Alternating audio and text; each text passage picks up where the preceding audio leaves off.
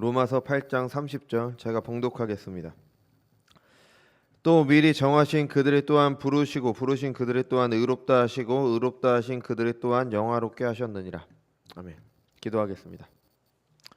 거룩하고 존귀하신 주님, 은혜와 사랑을 감사드립니다. 주님의 날 허락하셔서 우리가 공예배로 하나님께 영광 돌릴 수 있게 하신 은혜 감사드립니다.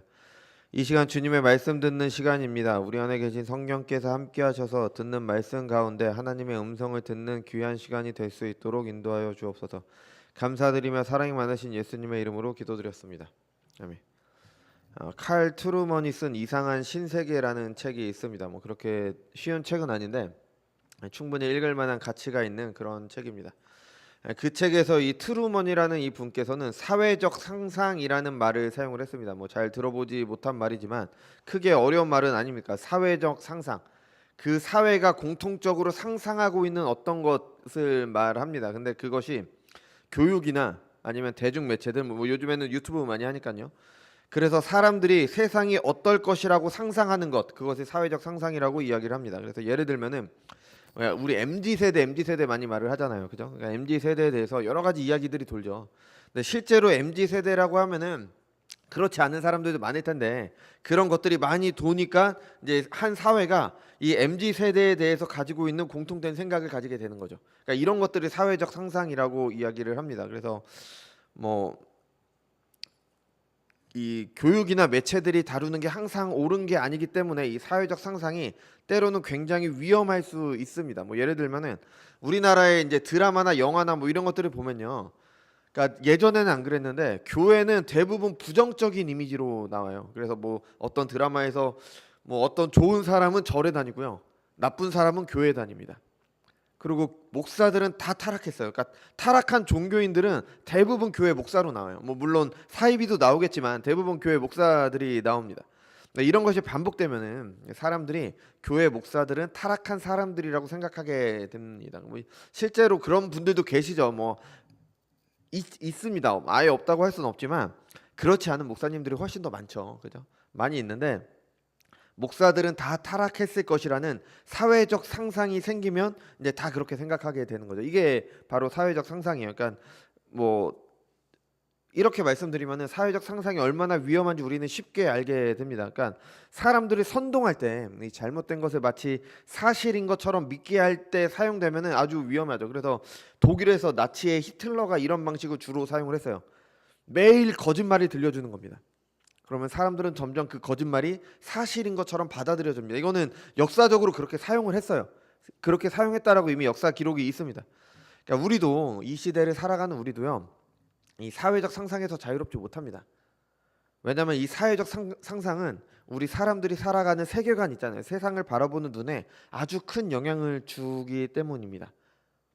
사람들은 세계관에 따라 살기 때문에 당연히 삶에도 많은 영향을 주죠. 그러니까 뭐 어떻게 보면은 우리가 뭐 어떤 철학자라든지 누구라든지 그 사람들이 무슨 말을 했고 어떤 책을 썼는지 몰라요. 근데 그 사람들의 영향을 받습니다. 이 사회적 상상 때문에. 뭐 예를 들어서 그 루소라는 분이 계신데 이 루소는 교육에 굉장히 큰 영향을 주셨어요. 그래서 교육학을 전공하거나 뭐 철학에 관심이 없으면은 이 루소라는 분이 어떤 말을 했는지 어떤 책을 썼는지 모릅니다. 정확히 몰라요. 저도 잘 몰라요. 그 책을 직접 읽은 건 아니기 때문에 저도 그냥 그 필요한 것만 이렇게 읽었지.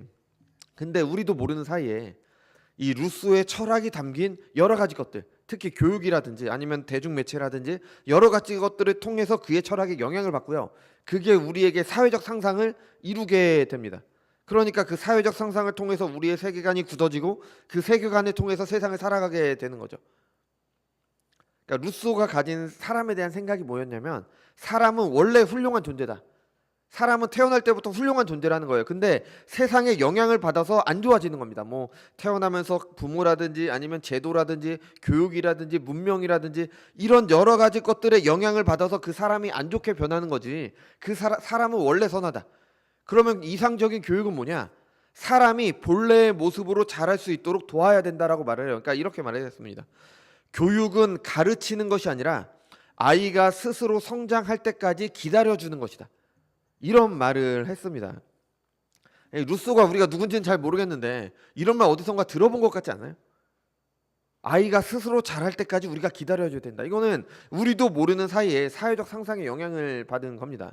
여러분, 성경은 그렇게 말하지 않아요. 사람은요, 죄인입니다. 그냥 놔두잖아요. 죄인밖에 안 돼요. 스스로 죽을 길 찾아가는 게 죄인입니다. 아이들이 스스로 자랄 때까지, 성장할 때까지 기다려주면요, 아이들은 죽을 길로 갑니다. 뭐가 필요해요? 죄인들에게 필요한 건 성령의 일하심으로, 하나님의 말씀과 성령의 일하심으로 거듭남이 필요한 겁니다. 그러니까 전혀 이런 잘못된 생각이 우리가 사회적 상상으로 갖게 되는 거죠. 그래서 이 루소의 이런 생각은, 사람은 원래 괜찮으니까 원래 모습대로 살아야 된다, 이런 생각은요, 자연에 산다라는 프로그램 있잖아요. 그런 것에도 반영이 되는 거예요. 우리는 문명에 사는 것보다 자연 환경에서 본래의 모습으로 사는 게 더 행복하고 더 사람답게 사는 거다. 아니잖아요. 우리 문명 속에 살아야죠, 사람은. 마르크스주의도 이게 아주 중요한 영향을 줬는데요. 우리는 마르크스가 누군지, 그가 주장한 유물론이 무엇인지 모를 수도 있어요. 모르는 게 당연하죠. 관심이 없으니까. 근데 사람들은요, 그 사람의 생각에 따라 세상을 봐요. 대표적인 게 금수저, 은수저 따지는 거잖아요. 여러분, 우리가 왜 금수저, 은수저를 따져요? 누가 금수저고 누가 은수저예요? 돈 많은 부모를 만나면 금수저고, 또 가난한 부모 만나면 은수저, 흙수저, 그렇게 얘기하잖아요. 경제적인 것으로 모든 것을 판단하는 거, 이게 마르크스주의입니다. 이게 유물론이에요. 그래서 뭐 우리가 기본적으로 가진 생각은, 뭔가 부자들, 재벌들은 막 마약하고 부정적이고 이런 사람일 것 같고, 가난한 사람들은 착한 사람일 것 같다는 생각. 우리 드라마나 영화 보면 다 그렇잖아요.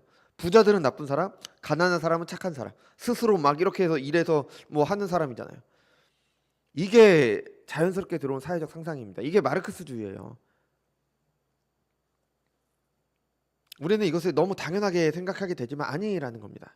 그래서 어떤 분께서는 이 사회적 상상을 우리가 매일 마시는 수돗물로 말씀을 하셨습니다. 우리 매일 수돗물, 아까 뭐 수돗물 마신다고 생각을 해보세요. 뭐 저는 정수를 마시지만 그래도 수돗물도 마시기도 하니까 수돗물 마신다고 생각을 해보십시오. 그럼 그 수돗물이 어디서 왔는지 우리는 모릅니다. 어떤 약품으로 어떻게 소독을 했고 무엇이 그렇게 했는지 우리는 몰라요.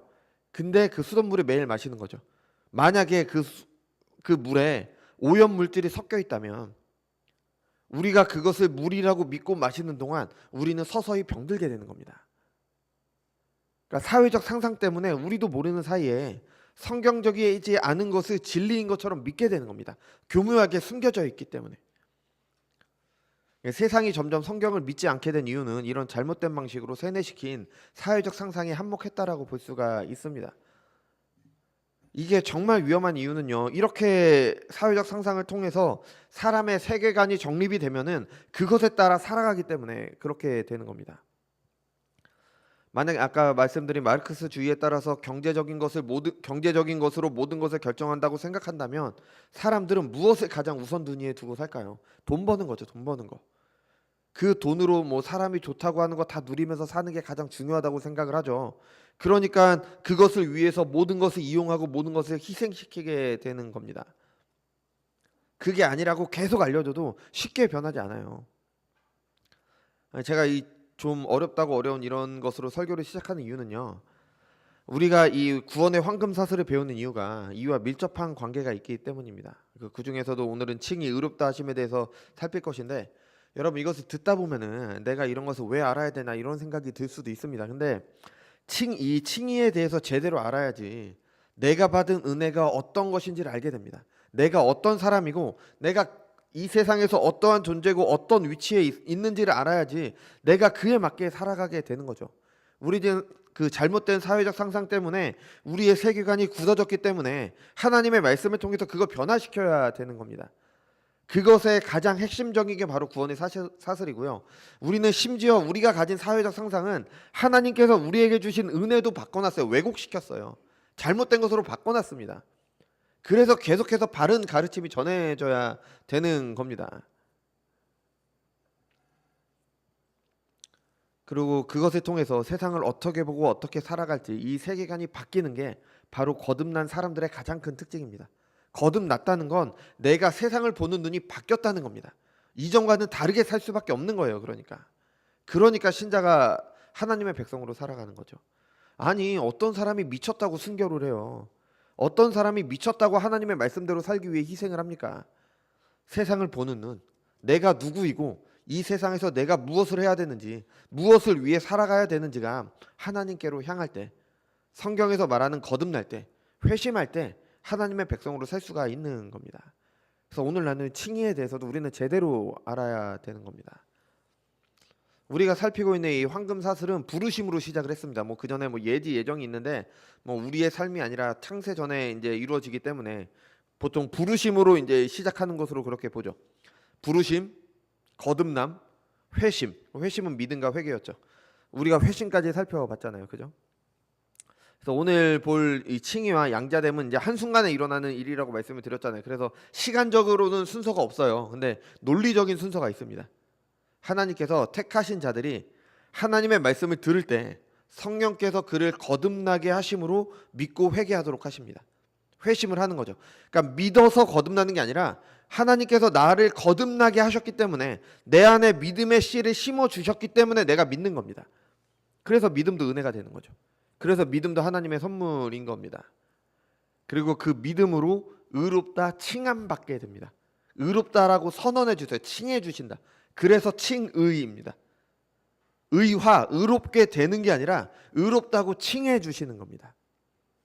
여러분, 여기서 의는 올바름이라는 의미잖아요, 그죠? 하나님의 의로우심은 하나님의 속성이에요. 그러니까 하나님은 완전히 의로우십니다. 그러니까 하나님은 늘 옳으시고 하나님은 늘 맞습니다.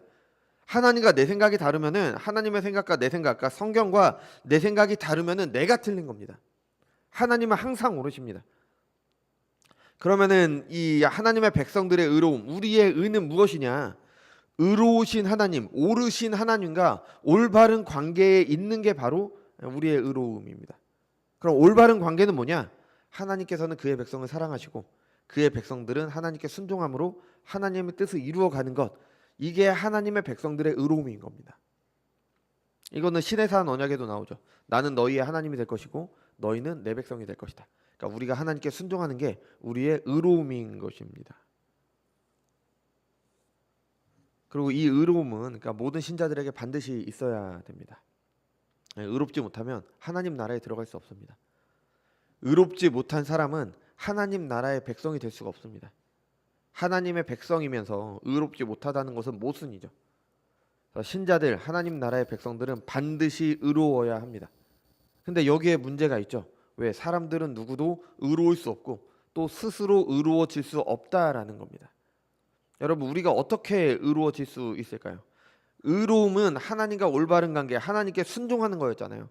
하나님께 어떻게 순종할 수 있어요?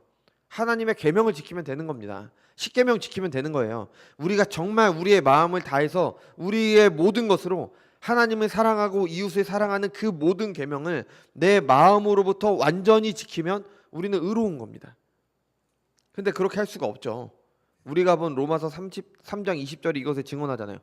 그러므로 율법의 행위로 그의 앞에 의롭다 하심을 얻은 육체가 없나니 율법으로는 죄를 깨달음이니라.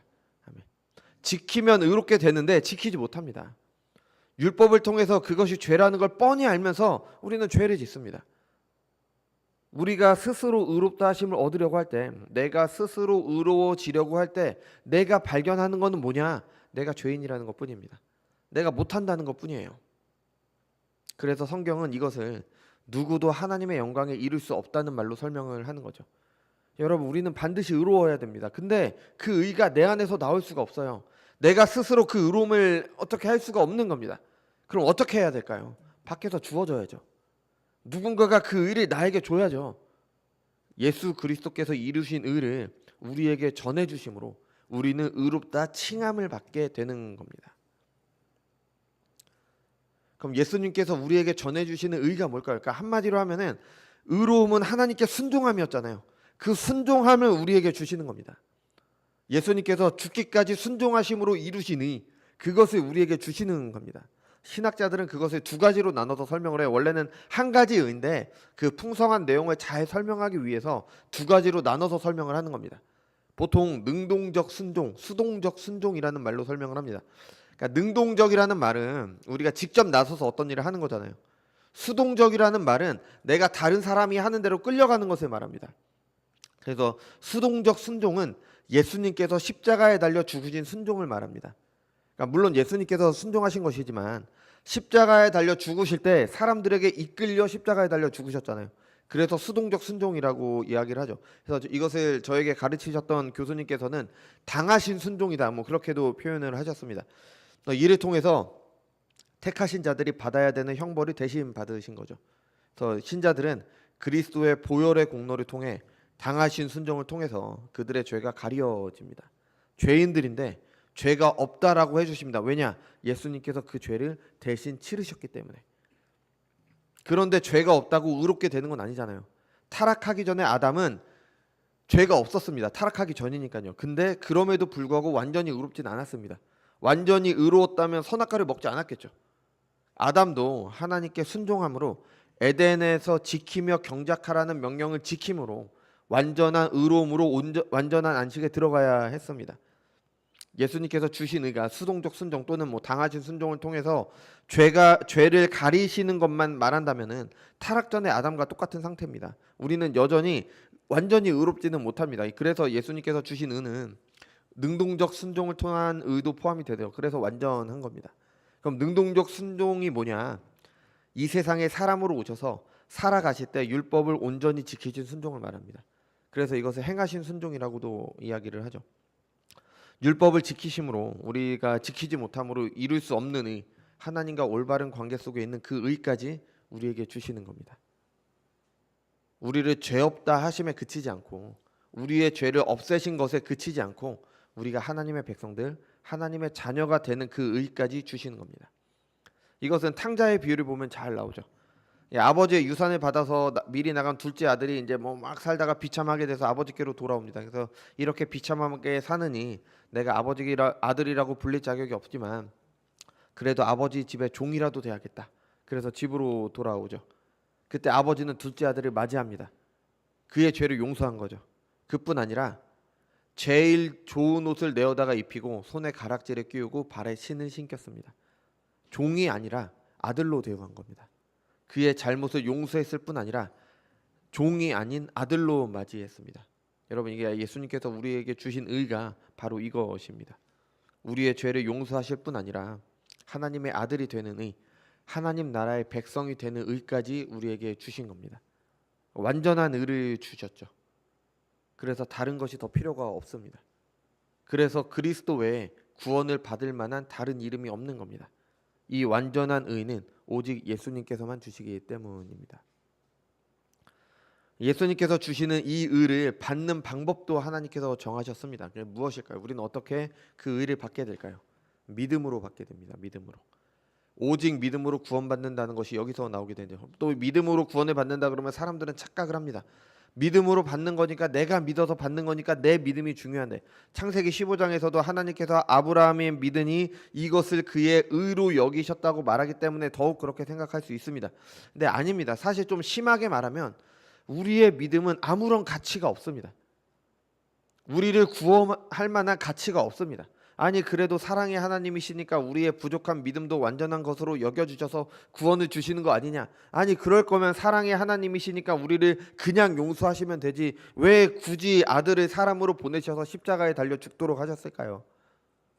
하나님께서 우리의 죄를 용서하신 것은 죄에 대한 하나님의 기준을 낮추신 것이 아닙니다. 하나님께서 요구하시는 의는 완전한 의입니다.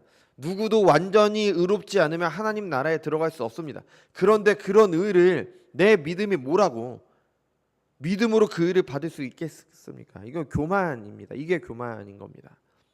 여러분, 믿음은 수단이 아니라 통로인 겁니다. 믿음은 구원의 근거가 아니라 의를 건네주시는 통로인 겁니다. 요즘에는 인터넷 뱅킹 많이 하잖아요. 근데 아직 어려서 이제 그런 적은 없지만 제 딸이 저한테 용돈이 필요해서 뭐 저한테 용돈을 통장으로 붙여달라 그랬다고 생각을 해보세요. 그럼 제가 인터넷 뱅킹으로 돈을 이제 딸아이에게 보내겠죠. 제 통장에 있던 돈이 딸아이의 통장으로 전달되었습니다. 전가됐어요. 이것을 전가라고 해요. 이렇게 전달되었죠. 그렇다고 아이에게 전달된 돈이 인터넷 뱅킹에서 나온 게 아니잖아요. 제 통장에서 나온 거잖아요. 믿음이 의를 전해주는 것도 똑같습니다. 의는 그리스도의 것입니다. 믿음이 의를 만들어서 전해주는 게 아니라 하나님께서 은혜로 주시는 것을 믿음이라는 통로로 받는 것뿐입니다. 게다가 그 믿음마저도 하나님께서 주시는 거죠. 하나님께서 믿음의 씨를 주실 때, 거듭나게 하실 때 믿게 되는 겁니다. 그래서 그 믿음의 통로로 그리스도께서 이루신 그 의가 나의 것으로 이제 받게 되는 겁니다. 그래서 이제 앞으로도 계속 나오겠지만 구원은 오직 은혜인 거죠. 하나도 나에게서 나오는 것이 없기 때문입니다. 뭐 이렇게 들으면 이해가 되죠. 이게 성경이 우리에게 말을 하고 있기 때문에, 그죠? 근데 우리는 이것을 듣지 않으면 전혀 알 수 없습니다. 이 사람의 본성과 반대되는 생각이기 때문입니다. 그래서 바울은 구원의 도를 비밀이라고 말을 했습니다. 그래서 이 구원의 도는 아는 사람에게 전해 들어야 되는 겁니다. 구원의 도가 우리의 죄악된 본성과 이 반대된다는 것을 분명히 확인할 수 있었던 게 바로 종교개혁입니다. 종교개혁의 원인에 대해서 세상 학자들은 중세 카톨릭의 타락이라고 말을 하잖아요. 뭐 면죄부를 팔고 사제들이 뭐 배가 불렀고 뭐 이런 것들이 이유가 있습니다. 그죠? 근데 결과적으로는 그렇습니다. 근데 근본적인 원인이 있습니다. 그 근본적인 원인이 뭐냐? 바로 이 칭의에 대한 겁니다. 칭의. 칭의를 제대로 몰랐거나 아니면 자기의 입맛대로 사람이 가진 죄악된 본성에 따라 바꿔버렸기 때문에 이런 타락한 중세 교회의 모습이 나오게 되는 겁니다. 중세 카톨릭은 칭의를 어떻게 이해를 했냐? 의롭다고 선언해 주는 게 아니라 의를 주입해 주신다고 생각을 했어요. 그러니까 주사기를 생각하면 쉽습니다. 주사기로 우리가 몸이 아프면은 주사기로 약을 몸에 넣잖아요. 그럼 그 약이 우리 몸에 퍼져서 효력을 발휘하잖아요. 그러니까 하나님께서 우리에게 의를 주시는 것도 의를 우리 몸 안으로, 우리 안으로 의를 집어넣어 주신 것이다. 그래서 우리가 그 의를 통해서 점점 의롭게 되어져 간다. 이렇게 말을 한 게 바로 카톨릭입니다. 종교개혁자들은 아니죠. 그리고 성경이 말하는 것은 의는 주입되는 것이 아니라 그리스도의 의가 우리에게 전가돼서 우리가 그것을 덧입는 겁니다. 그러니까 속사람은 변하지 않았는데 그리스도의 의를 덧입는 겁니다. 다시 말씀드리면 칭의는 우리가 의를 받아서 우리 안에서 의로워지는 게 아니라 주입이 아닙니다. 그리스도의 의가 덧입혀져서 의롭지 않은데 죄인인데 의롭다라고 여겨주시는 겁니다. 그래서 의롭게 하신다가 아니라 의롭다 칭해 주시는 겁니다. 그래서 이 칭의를 법정적 용어라고 이야기를 해요. 그러니까 법정에서 사용하는 말입니다. 재판관이 죄가 없다라고 선언해 주는 겁니다. 왜 죄인에게 죄가 없다고 하시느냐? 그리스도의 의가 덧입혀졌기 때문에. 물론 의롭다고 선언된 사람은 반드시 의로워져 갑니다. 그 이후에 뭐 성화나 견인이나 영화 이런 것들이 뒤따라요. 하지만 분명히 구분돼야 돼요. 그러니까 이렇게 말씀하실 수도 있어요. 아니 어차피 예수님 믿어서 의로워지는 거 다 똑같은 거 아니냐? 주입되어서 의인이 된 것이든 의롭다고 선언된 이후에 거룩하게 하시는 은혜를 입는 것이든 똑같은 게 아니냐? 아니 좀 다르더라도 어차피 결론은 똑같잖아. 어차피 의로워지는 거 아니야. 근데 왜 구분하냐? 그게 왜 무슨 차이라고 그렇게 구분하면서 종교개혁이 일어나고 무슨 카톨릭과도 아직도 떨어져 있고 그러느냐? 여러분 이거는 분명한 차이가 있습니다. 의가 주입되어서 내가 의롭게 되는 거다. 그러면 내가 스스로 의로워지는 게 되는 겁니다. 내가 스스로 의로워지니까 내가 율법을 지켜서 구원받겠다. 행위 구원으로 가게 되는 거예요. 이것에 대해서 바울이 뭐라고 했냐면은 저주받아야 되는 다른 구원이라고 이야기를 했습니다. 다른 복음이라고 얘기했어요. 바로 그 행위 구원으로 가게 됩니다. 그리고 행위 구원은 100% 교만으로 가게 돼요. 내가 스스로 하는 거니까. 나는 의로웠으니까. 내가 스스로 하는 거기 때문에. 우리가 읽고 있는 이사야서에서 유다나 열방이나 온 우주나 똑같이 심판받는 이유로 제시되는 게 바로 이 교만이잖아요. 교만은 내가 하나님 없이 스스로 살 수 있다는 겁니다. 의가 나에게 주입됐으니까 그 이후에는 하나님의 필요가 없어요. 내가 스스로 율법을 지켜서 사는 겁니다. 가인이 하나님 앞에서 쫓겨나서 제일 먼저 지은 게 성이잖아요. 그 성은 내가 스스로 살겠다는 교만입니다. 하나님을 의지하지 않고 내가 스스로 살겠다. 바벨탑도 마찬가지입니다. 바벨탑은 하나님 없이도 혼자 살겠다. 심지어 하나님께서 노아 때처럼 홍수 심판을 하신다고 해도 그것을 견딜 수 있는 성을 만들자. 그게 바로 바벨탑이에요. 그래서 벽돌과 역청으로 만든 겁니다. 벽돌은 다듬지 않은 돌이 아니라 사람이 다듬어서 만든 거죠. 역청은 그 노아의 방주 때 방수를 위해서 이렇게 발랐던 거잖아요. 그렇게 발라서 홍수 심판에서도 견디겠다는 겁니다. 여러분 주입된 의가 바로 이런 교만으로 가게 됩니다. 정가된 의는 아닙니다. 의롭다 칭함을 받았지만 여전히 죄인입니다. 그렇기 때문에 모든 것에 하나님을 의지하게 됩니다. 잘하면 하나님께서 주신 은혜입니다. 못하면 죄인인 자신을 탄식하면서 다시 하나님께로 가는 겁니다. 바울이 말한 것처럼 평생을 하나님의 말씀 앞에 자신을 쳐서 복종시킵니다. 겸손할 수밖에 없습니다. 여러분, 우리는 모두 믿음으로 그리스도의 일에 덧입었다고 이야기를 합니다. 이신 칭의, 이거에 대해서 우리 부정하는 사람 없잖아요. 정가된 의를 말합니다. 예수님만이 유일한 구원자이시며 예수님의 공로만이 우리를 구원하는 유일한 근거가 됨을 믿고 고백합니다. 그런데 우리 실제로는 이렇게 하지 못하는 경우가 있다는 거니까요. 주입된 의를 말하는 사람들과 똑같은 모습을 보일 때가 있습니다. 믿는다고 말하는 거랑 내가 실제로 믿는 거랑은 다른 겁니다. 두 가지 예만 말씀을 드릴게요. 정가된 의를 말하지만 주입된 의를 말하는 사람들은 마치 내가 의롭다라고 착각을 합니다.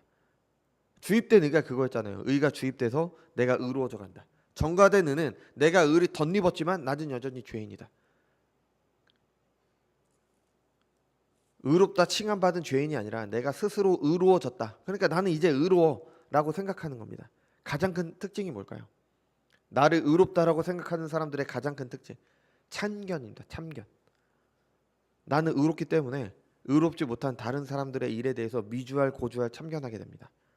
나는 의롭기 때문에 내 생각이 옳아요. 그러니까 계속 참견합니다. 당연히 신앙의 선배들이 그렇게 도울 수 있습니다. 그리고 저와 같은 설교자들이나 성경 교사들은 하나님의 말씀을 통해 무엇이 죄인지 제대로 가고 있는지 점검할 수 있도록 해야 되잖아요.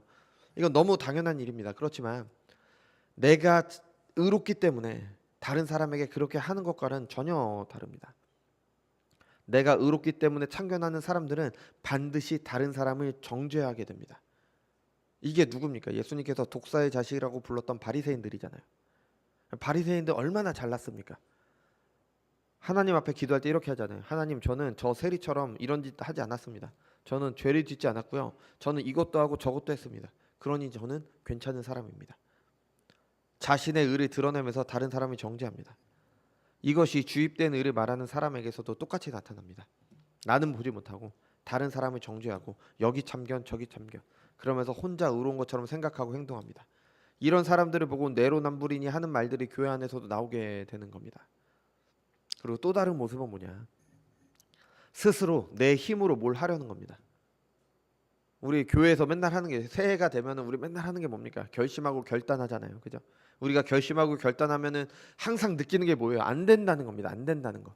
맨날 결심하고 맨날 결단하고 안 되잖아요. 그죠? 물론 믿음 안에서 결심하고 결단하는 거 좋은 모습입니다. 근데 그 결단이, 내 행동들이 나를 의롭게 할 수 없다는 겁니다. 여러분, 어떤 사람이 마약에 중독됐습니다. 근데 그 사람은 나는 오늘부터 마약을 끊을 거야 라고 결단을 해봤다고 생각을 해보세요. 그런다고 마약이 끊어집니까? 안 되잖아요. 외부의 도움이 필요하잖아요.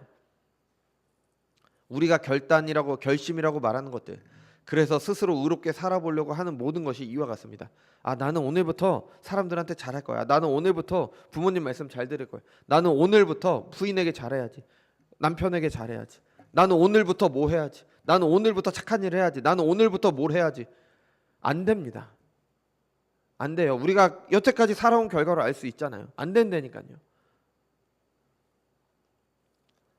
이런 생각들 자체가 행위 구원입니다. 나 스스로를 구원하려는 겁니다. 근데 우리는 아니라고 하는데 나도 모르게 그렇게 하고 있습니다. 왜냐하면 이게 우리가 생각하는 것과 더 맞기 때문에, 이게 사회적 상상을 통해 이루어진 잘못된 칭의라니까요. 교회 안에 이런 사람들이 더 위험합니다. 그러니까 죄를 지으면서 살아가는 사람들은 그들의 길이 잘못됐다는 거 분명히 눈에 보여요. 그래서 이제 그게 잘못됐다는 거 압니다. 근데 성경에서 조심하라고 하는 바리새인들의 누룩은요, 도덕적으로 잘못 사는 사람들 아닙니다. 누구보다도 하나님께 열심인 것 같아요. 그래서 구분하기가 더 어렵습니다. 그래서 더 위험한 거예요. 바리새인의 누룩은요, 자신의 힘으로 구원할 수 있다고 말하는 사람들, 그렇게 사는 사람들입니다. 세상에 너무 많죠. 아니, 하나님을 모르는 사람들의 생각은 그것에 머무를 수밖에 없어요. 왜냐하면 하나님이 없으니까 스스로 살아가는 게 당연하잖아요. 근데 심지어 교회도 있다는 겁니다. 여러분, 아주 깔끔하게 옷을 입고 세련된 말투로 사람들에게 설교를 하고 강의를 합니다. 하나님의 말씀을 인용하기도 해요. 그런데 말하는 것은 행위 구원입니다. 여러분 잘 들어보세요. 제가 뭐 어떻게 하면 잘 살 수 있다. 물론 그런 노력들 필요합니다. 근데 그것들이 신자들에게 궁극적인 구원이 그렇게 이루어지지 않아요. 그렇게 내가 그것을 안다고 해서 내가 그렇게 살아간다고 해서 내가 구원받는 것도 아니고요. 그렇게 할 수도 없는 겁니다. 물론 이제 구원받은 신자들에게 하나님의 뜻이 무엇인지를 알려줄 때 필요할 수도 있죠. 하지만 구원도 받지 않은 사람들, 하나님을 믿지도 않는 사람들에게 그렇게 말하면 행위 구원받게 되지 않습니다. 예수님이 어디 있어요? 예수님도 없죠. 하나님이 여러분들을 보호하실 겁니다. 하나님이 여러분들을 도우실 겁니다. 예수님이 어디 있어요? 예수님이 없잖아요. 예수님을 통해서 구원받지도 않았는데 무슨 하나님이 도우시고 하나님이 보호하세요? 하나님의 진노 아래 있을 뿐입니다. 하나님의 진노 아래. 내가 잘해서 하나님의 자녀가 되면 되기 때문에 죄에 대한 회개도 필요 없죠. 그냥 내가 잘 순종하면 됩니다. 하나님께서 여러분을 사랑하십니다. 죄인들 하나님께서 사랑하지 않으신다니까요. 심판하신다니까요.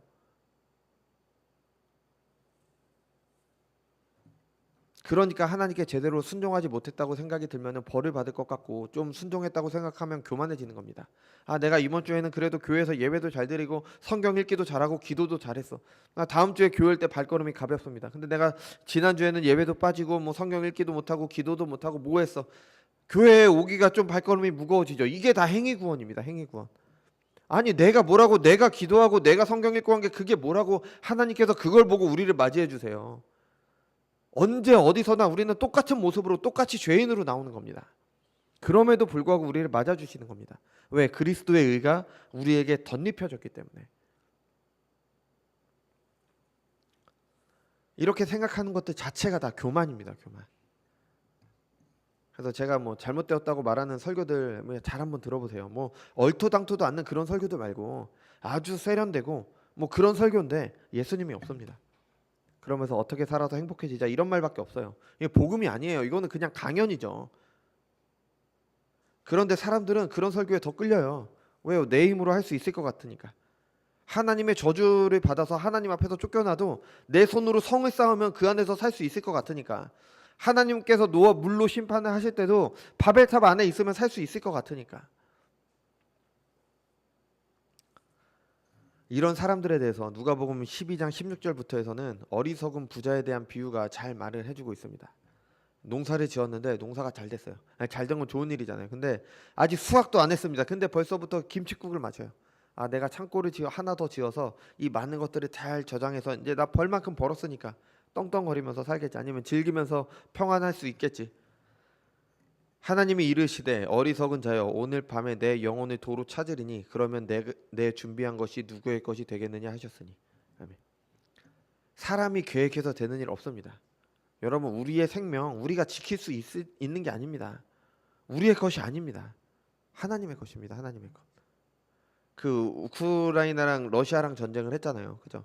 우크라이나 백성들은 그분들은 전쟁이 나기 전날까지도 전쟁이 날 거라는 거 몰랐어요. 우리의 앞일 어떻게 될지 모르는 겁니다. 우리의 생명 우리의 것이 아니에요. 하나님의 것입니다. 하나님의 것. 내가 나를 스스로 구원할 수 없습니다. 사람이 아무리 계획해도 스스로 살아가려고 준비를 해도 안 됩니다. 물론 준비가 아예 필요 없다는 거 아닙니다. 한데 그리스도 안에서 그렇게 해야 된다는 겁니다. 그리스도 안에서.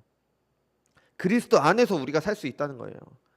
어떤 목사님께서 말씀하신 것처럼 이 바울 서신서에서 가장 많이 반복되는 말 중에 하나가 그리스도 안에서입니다. 우리는 그리스도 안에서 죄사함의 은혜를 입습니다. 그리스도 안에서 그의 의를 덧입어서 하나님의 아들들이 됩니다. 정가된 의를 제대로 알고 믿는 사람은 참으로 예수님을 통해 의롭다 하시는 은혜를 입은 사람은요 교만하지 않습니다. 교만할 수가 없어요. 나는 여전히 죄인인데 그 의를 덧입혀 주신 하나님의 은혜에만 감사할 뿐입니다. 그러니까 뭐 내가 스스로 뭘 해서 이런 말이 안 나오는 겁니다. 그냥 세리가 기도한 것처럼 이 죄인이 하나님 앞에 나왔습니다. 그 기도밖에 할 게 없는 겁니다. 그리고 심령이 가난한 자가 돼서 최선을 다해서 하나님의 말씀대로 살아가려고 하죠. 하나님의 말씀대로 살아갈 때 우리가 발견하는 건 뭐예요? 나는 여전히 못하는구나. 나는 여전히 죄인이구나. 나는 안 되는구나. 다시 또 하나님 앞에 가게 되는 겁니다.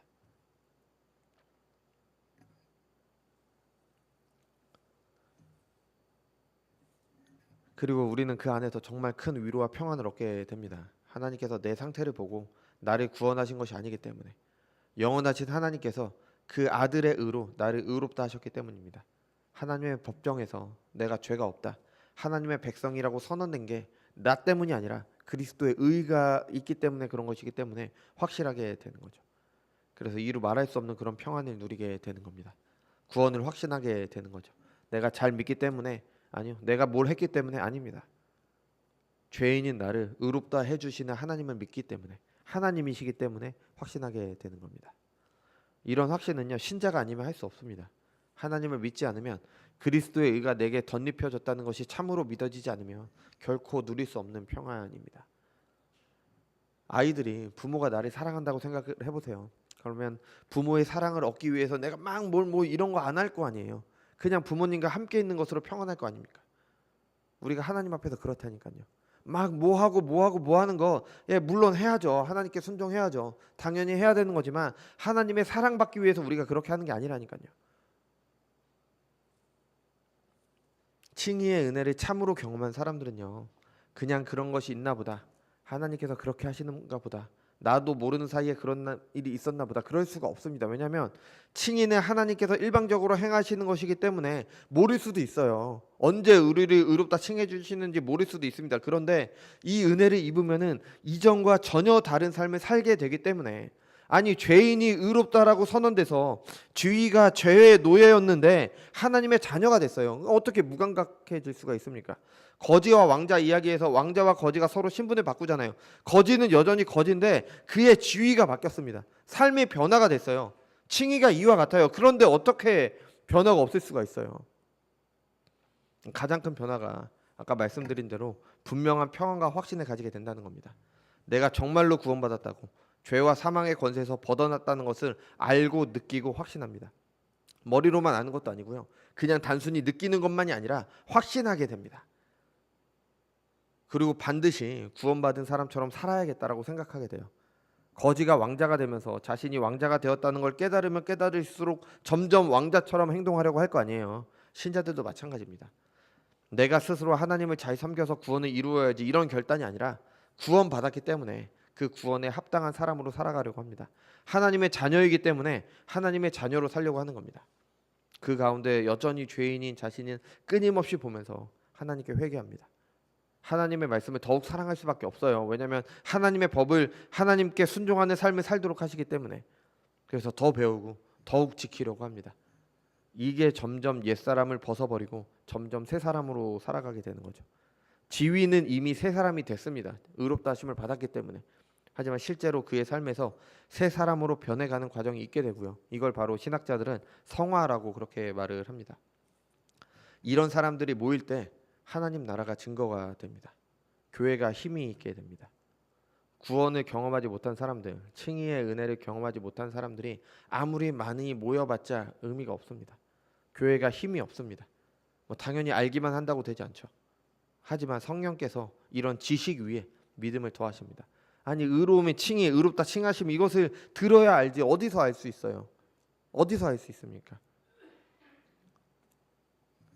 하나님께서 은혜를 주셔서 저와 여러분이 이런 칭의의 은혜를 참으로 경험하게 되시길 바랍니다. 칭의가 무엇인지 알고 믿음으로 그 은혜를 받게 되시길 바랍니다.